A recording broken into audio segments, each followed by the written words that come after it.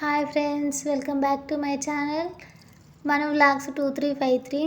ఈరోజు వచ్చేసి నా డైలీ రొటీన్ వ్లాగు. నా 8th మంత్ ప్రెగ్నెన్సీలో నేను రోజు ఏం ఫుడ్ తీసుకుంటా, ఏ టైంకి ఏం తింటా అనేది మీతో షేర్ చేసుకుంటున్నా. పొద్దున లేచి పని చేసుకొని 8కి అయితే పాలు వేడి చేసుకొని పాలు తాగుతా.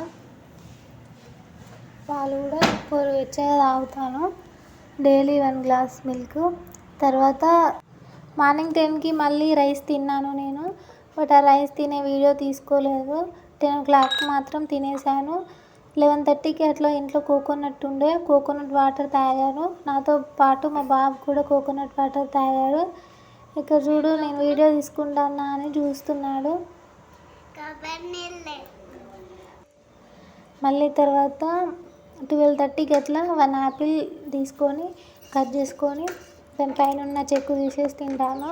పైన ఉన్న చెక్కు తినడం నాకు అలవాట్లేదు, కానీ డైలీ 1 యాపిల్ అయితే తింటున్నాను. నా 8th మంత్ ప్రెగ్నెన్సీలో ఇవి తినాలి అంట.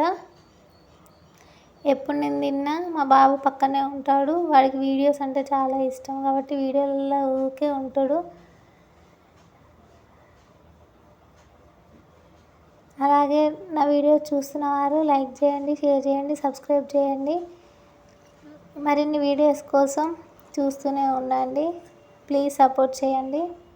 2 o'clock అయింది. ఆ టైంకి రైస్ అయితే తిన్నాను. రైస్లో చికెన్ కర్రీ. ఈరోజు మా ఇంట్లో చికెన్ ఉంది.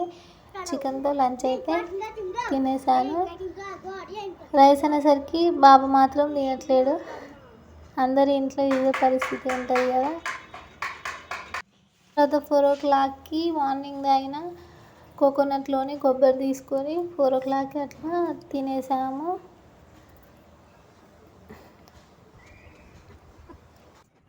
మళ్ళీ 5:30కి అయితే స్ట్రాబెర్రీస్ తిన్నాను. స్ట్రాబెర్రీస్ అంత అయితే టేస్ట్ ఏం బాగాలేవు, కాకపోతే కొంచెం పుల్లగా ఉన్నాయి. ఏంటంటే స్ట్రాబెర్రీస్ తింటే బ్లడ్ వస్తుంది, ప్రెగ్నెన్సీలో బ్లడ్ ఇంప్రూవ్ అవుతుందని కొన్ని వీడియోస్లో చూశాను, అందుకనే తింటున్నాను.